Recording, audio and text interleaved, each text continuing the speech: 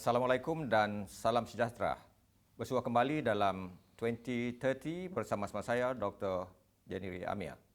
Isu berkaitan dengan pendidikan Cina, khususnya Sekolah Persendirian Cina, merupakan isu yang sentiasa menarik perhatian masyarakat pelbagai kaum di Malaysia, termasuk di Sarawak. Isu ini kadang-kadang mencetuskan kontroversi, walaupun telah wujud untuk sekian lama, lebih daripada 100 tahun, malah di Malaysia lebih daripada 200 tahun, masih wujud jurang komunikasi ataupun salah faham tentang isu berkaitan dengan masalah ataupun masalah ini.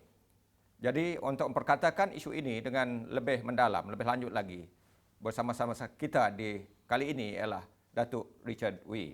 Welcome to 2030, Dato. Thank you for having me, Doctor. Chinese education is always, an issue very controversial at times, despite the fact that Chinese education schools has been here for more than 100 years. In actual fact, has been in Malaysia for about 200 years. But there's some kind of information deficit, especially among the non-Chinese. Could you please tell, for the sake of our viewers, especially the non-Chinese viewers, Yes. about the background of the existence of Chinese schools in Sarawak in particular? First of all, Doctor, I think the reason why it has become a controversial subject, unfortunately, is because of the national education policy, which is formulated from the federal government. From the recent years, we can see that our Sarawak side, we totally do not have that kind of issue here. That is something I think needs to be clarified, that the reason why it was like this, it is all related to the federal national education policy.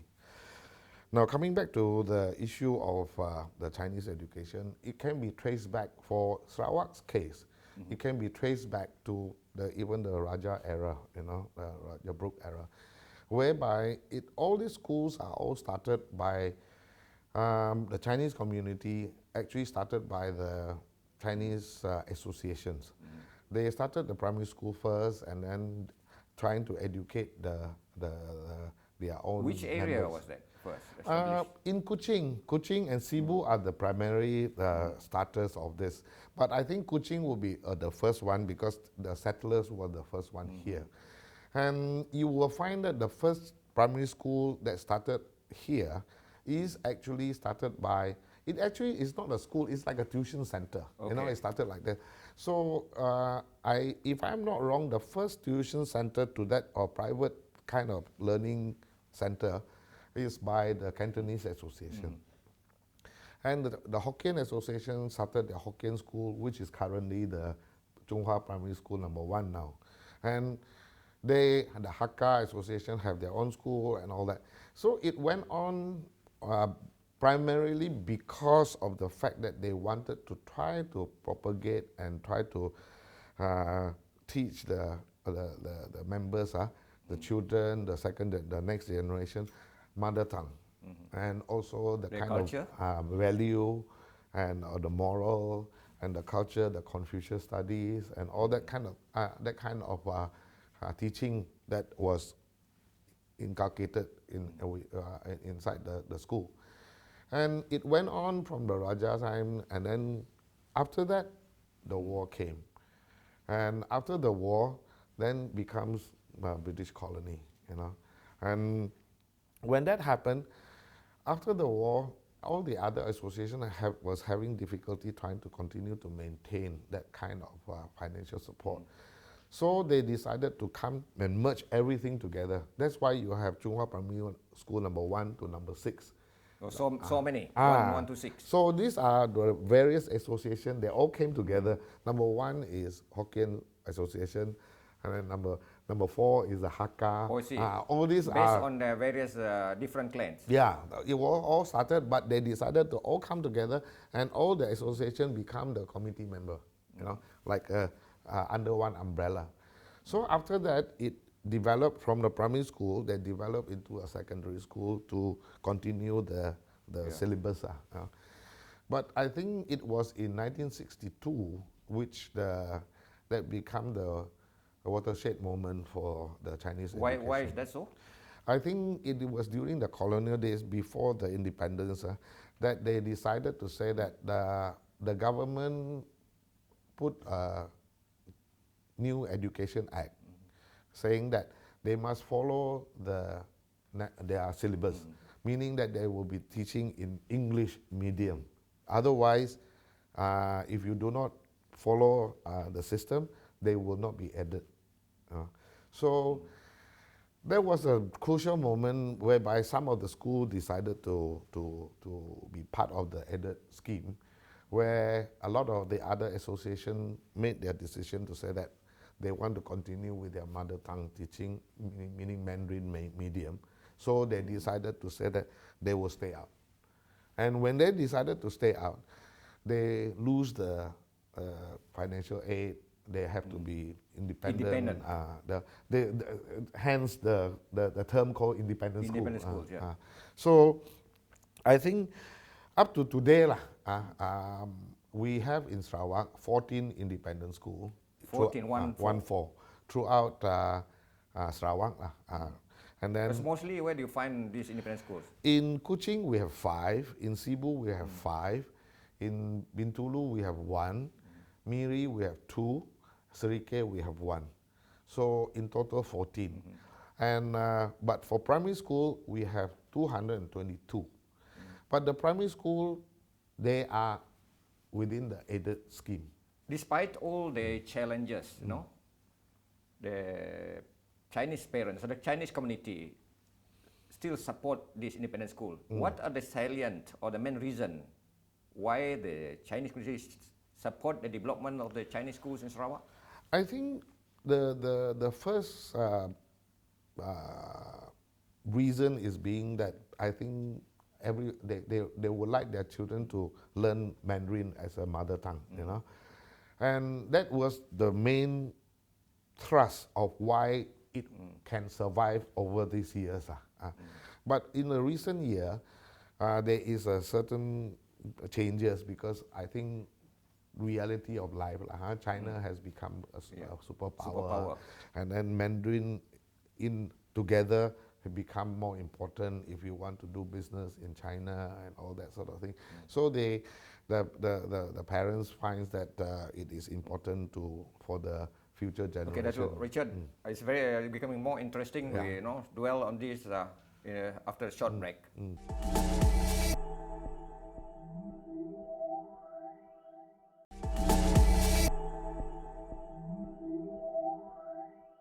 Dato Richard, before the break, you were trying to explain about the reasons why the Chinese community support the development of Chinese independent schools in Sarawak. Could you please elaborate more on that? As I mentioned earlier, talking about the the changes in the world and the economy and all that. But I think the other main factor is because the Chinese school also emphasize on the kind of moral studies and then the Confucius values, and also there is always an impression that our school consider the discipline issue more important, and I think, and the other matter of which is important is that because we do have a board of management. So what's the role of this board of management?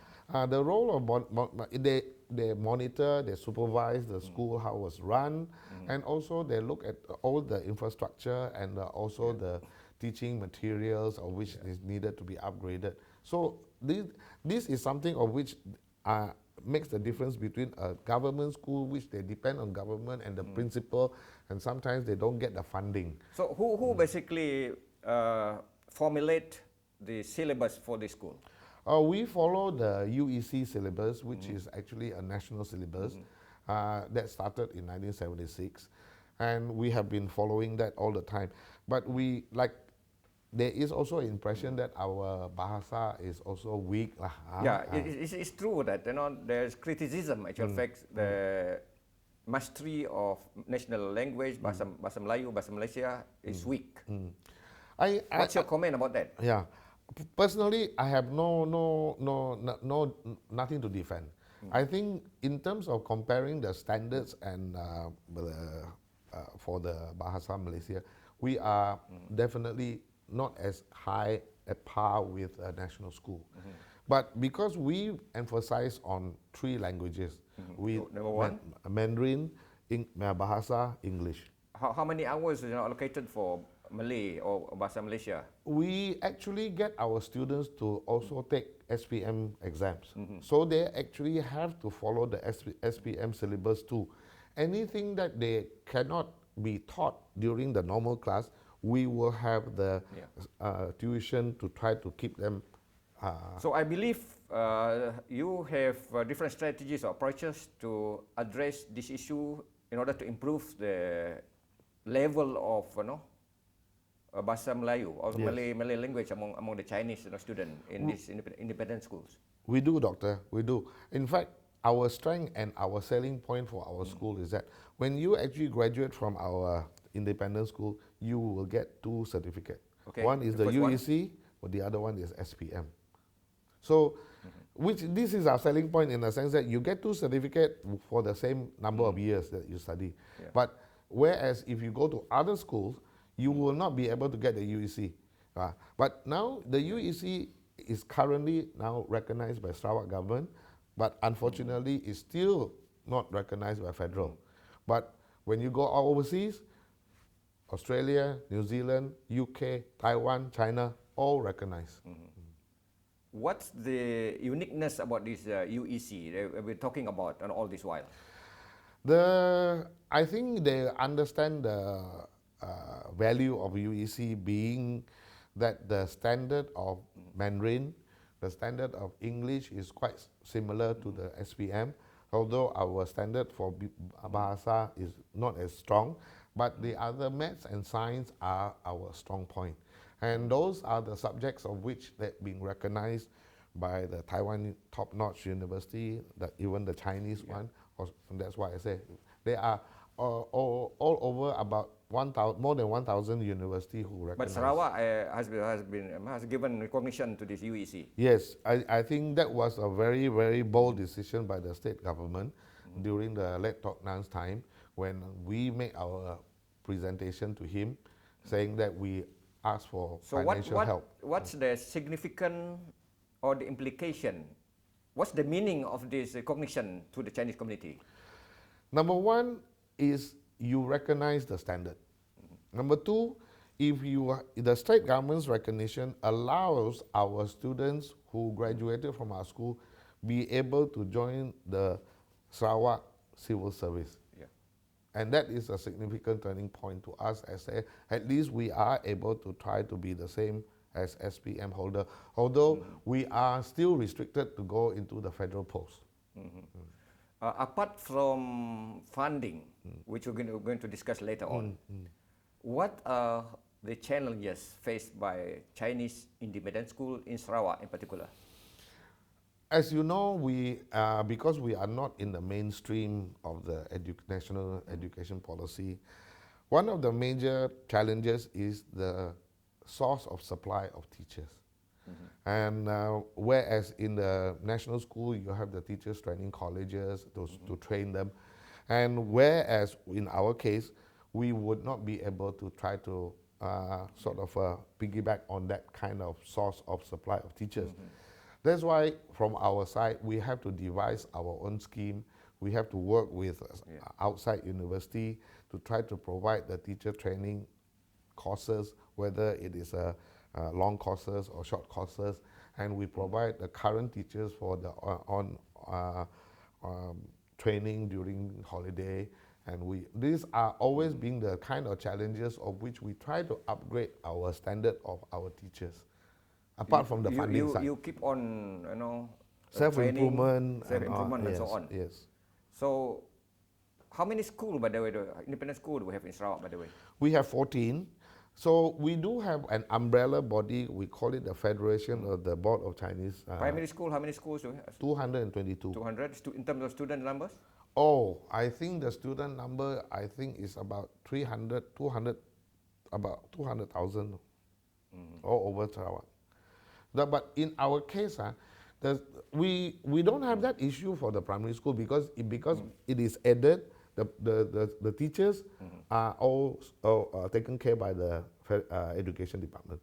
The problem that we face, the challenges that I mentioned, was all about the secondary school, the senior independent secondary school. Why is that so? You have problems, in secondary school, not so much in primary school. Because the primary school have joined the National Education Policy Scheme. It becomes added, and then the school teachers were supplied by the government. See. Yeah. Whereas our side is totally independent. You are on your own. We have to try to find the money to pay the teacher. We have to from the school fees that we receive, and more often than not, we don't dare to try to increase the fee too high. Not like the international school. We want to try to make it as available as possible for the community. Okay, we have a break for a while, Dato Richard, and we'll talk more about the Bumiputra, student in the next segment.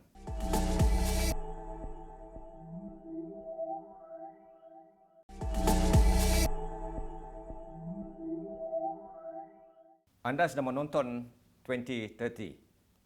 Dato Richard, we have been talking about so many issues. So one of the trend, the emerging trend, I think is the increase in the number of Bumiputra students in the Chinese independent schools. Why do you think that Bumiputra are interested to go to Chinese independent schools in Sarawak? I think there are multiple reasons, Doctor. It is more significant in the primary school, where about 30% of the total students out of about 60,000. Yeah, they are. So meaning it translates about, in terms of numbers, about 20,000 more or less. It actually, I do not have the specific number on hand, but one thing that is significant, Doctor, is that in a rural area particularly, sometimes although it's called Tianghua School, but in terms of student population, there are about 90%, 40, 70, 90. 90% are Bumiputra. So what does this mean? It means, I'm sad to say that it means that the parents recognize that the school is better run. The school has a board, like I said, the board of management who cares for the infrastructure of the school. They don't allow the toilets to be damaged, or school hall, the infrastructure. The board of directors are very conscious about how to ensure that repairs are done, improvements are being made, and all that. And like what we have seen here, some of national schools are lacking in that area. And they only have to depend on the principal, because they don't have the board of management. They have to depend on the principal to apply for all these kind of things through the state education, then go to federal. There's a lot of bureaucratic thing and the red tape that makes the school, the national school, what it is today, which is very dilapidated. To your view, what are the benefits, if Bumiputra pupils or students study in this school? I think, apart from what I mentioned just now about the hardware side, I think the software side is that the Chinese school, you find that they emphasize on discipline, they emphasize on results, they are very result-oriented. They push the students harder, and I think... Then I was given to understand also they're very good in mathematics. Yes. Why is this so as compared to other schools? I find it odd also, I think, but it has always been the tradition that the emphasis on mathematics and science are something of which is the subject of which they really emphasize. And because of it is an ongoing thing, then they try to better themselves year on year, and then thereby the standard is being propagated and maintained. So in that respect, I think from there you will see some of the students going into the secondary school, and I think, as I mentioned earlier, the emergence of China as an economic power, and also the Chinese influence in the So in the meaning world. to say the parents, parents realize the fact that it's very important for the kids to master Correct. English, Yes. Malay, and also Chinese, Chinese, yeah. in order for them to face the challenges in the future. In the future, yes. I think that is one of the major consideration. You mentioned earlier on, Dato Richard Wee, one of the challenges faced by this school is in terms of funding. But based on media reports, Chinese schools in Sarawak has received quite a big sum of money from the state government. We are very thankful of our state government. I mean, from 2014, the late Tok Nan started with an annual grant of 3 million, and then it went on. And also, I would like to very, very strongly emphasize the same time the recognition of UEC. And it has a very far-reaching impact. Okay.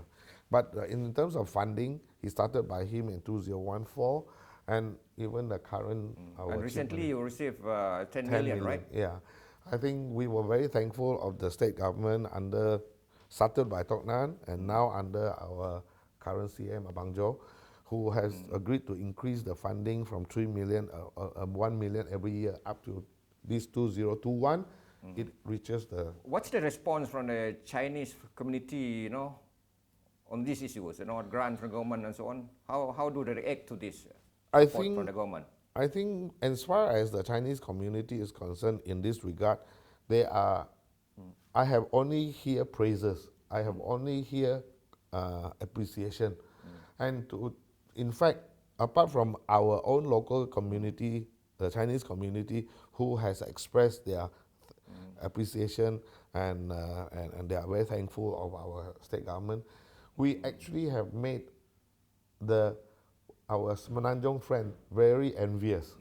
There are a lot of the Chinese there, particularly the ones in the Chinese school board, what they saw, what our state government did, they were saying that we are all same Malaysian, but we have different faith. They say that they are very envious of us in Sarawak. We are here lucky, huh? Yes, I would say that, yes. How are you going to use this money? For what purpose? What we do is this, because every year, as I mentioned earlier, our school fees has always been, it's definitely higher than the national school, but we can never get near to the international school type of fees. But because of the fees and all that, we always have a deficit between the income and the expenditure. Okay. So all this funding from the government is to help us mitigate the deficit. And what we did was, with this money that we have, we distribute it among the 14 schools. Okay. And we have a formula. 70% of the total sum is equally distributed, and using the balance of the 30%, we will then use the number of students of different schools, and then we distribute, because we believe that using the 70% so that the smaller school also don't lose out. But we also have to take care of the bigger school. When they have more students, they have higher overheads. Then we use the balance of the 30% to distribute based on number of students. Very briefly, Dato Richard Wee, what are the kind of supports that the school management gives to poor students? We have given, over the years, from day one, whether the government has given us the support or not, we have always been giving, we have community leaders or some philanthropists who are willing to give all this bursar, scholarship, and all this. And we give it to them based on their family income. Okay, Dato Richard Wee, we will dwell further on this in the next segment.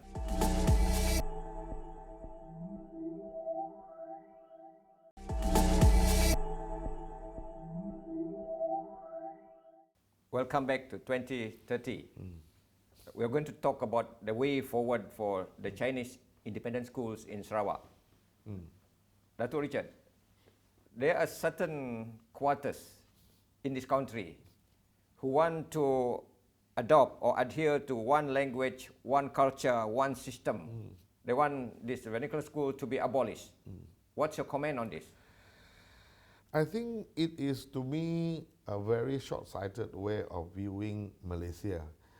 And other countries like UK or other places, because they are very much a single language society or country, I mean English.